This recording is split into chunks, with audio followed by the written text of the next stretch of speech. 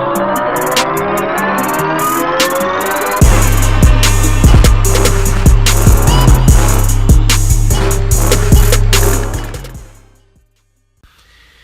what's going on YouTube? I stumbled along this article about this young prospect, decorated Devin Haney. Now I'm not gonna go go in depth on him or nothing like that. I'm just hearing about him. I stumbled along this article about Floyd Mayweather Sr. saying that Earl Spence is gonna get whipped. Let me just go ahead and it was on Boxing News 24. I'm gonna if I remember, man, I'm gonna post it up in the link. I think I'm just gonna do a video about Earl Spence versus Chris Algieri or whatever like that. And I'm gonna post that article up in link up to for that article up in the description. So let me move along. Anyway, in the article he had mentioned someone was mentioned this young prospect who's 16 years old. I guess at that time he was 16. I think he's 17 years old right now. Yeah, his birthday was in November, but the article was up in September. At the time he was 16. And so I guess he's working with Floyd Mayweather Sr. because in this article it mentioned that he's trained by Floyd Mayweather Sr. And so in this bio piece, in Real Devin Haney TV.com, and his bio piece, it says that I guess he was born in San Francisco, California. I guess him and his father were moved out of Oakland or something like that, the Bay Area, to Las Vegas. So who's in Las Vegas? The Mayweather dynasty, you know what I'm saying? You got Roger, Jeff, and then you got Floyd Mayweather himself, got Floyd Mayweather Sr. They up in there. So he had 128 amateur fights and stuff like that. And I guess he started boxing at the age of 7. So let's see, at the age of 7, he moved from Oakland to Las Vegas to get, away from the gang violence. It's kind of sad you got to do that at 6. At 7 years old. Like, who's bothering you at that age? But, hey, it's the hood, kids just playing, get shot with these stray bullets and stuff like that. Not to make light of it, but it's sad, you know what I'm saying? Like, you got to experience that at such a young age at 6, So, but I think it's just maybe just a move, not just to get away from gang violence, but just to, for his son to have access to good training down in Vegas. I mean, Vegas is kind of like a boxing mecca. A lot of guys go down. A lot of guys are down there. I think Bermain Severn, he's even down there. So, and former heavyweight champion. So you have a lot of guys that go down to Vegas and they at these gyms, one being the Mayweather gym. So as far as this dude's amateur career, if you look on the bio piece on his website, I guess he only had 3 losses out of 8 losses out of 138 amateur fights. That's pretty good.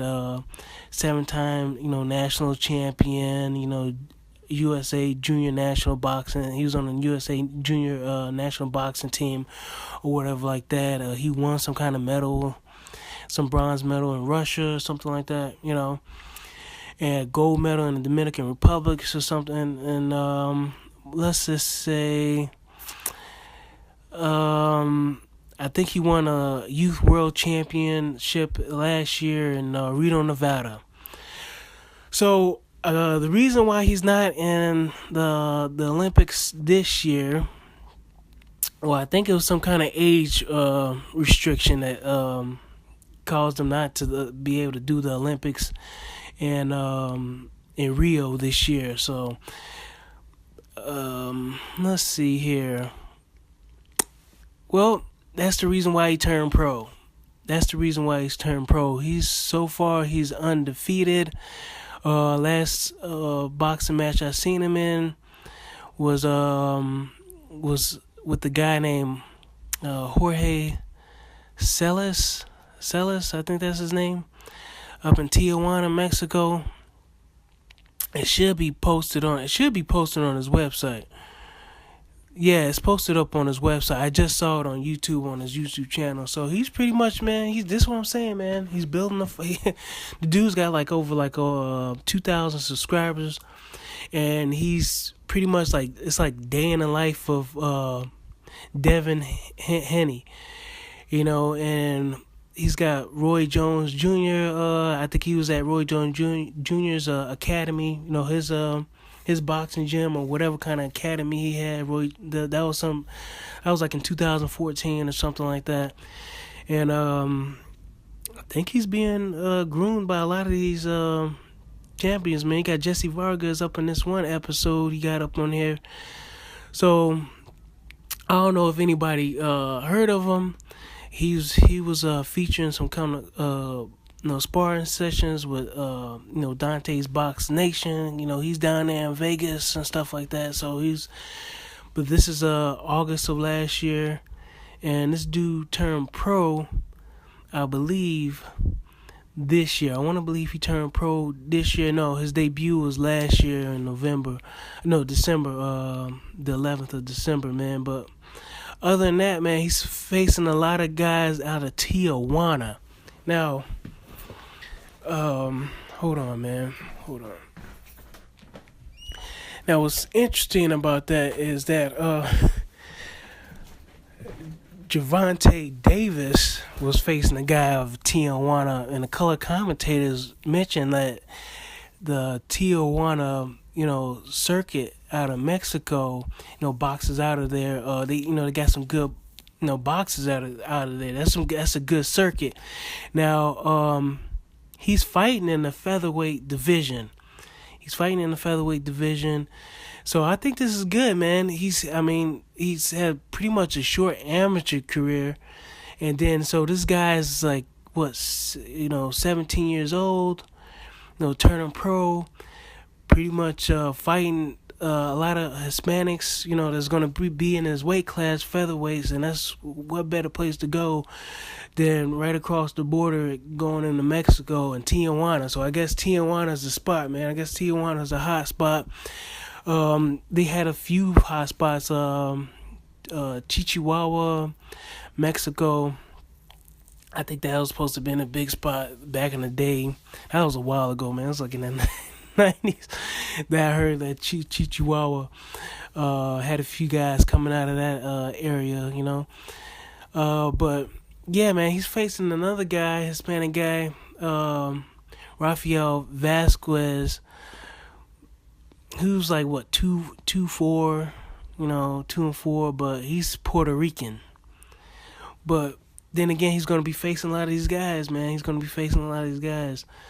But so I'm not sure if he's coming up in weight or coming down in weight, but it doesn't matter right now. That's where they fighting at. So let's see here, man. What weight class is gonna be fighting at? It doesn't say here, man. It doesn't say what weight class they're gonna be fighting at. Super featherweight. So they're gonna be fighting at super featherweight.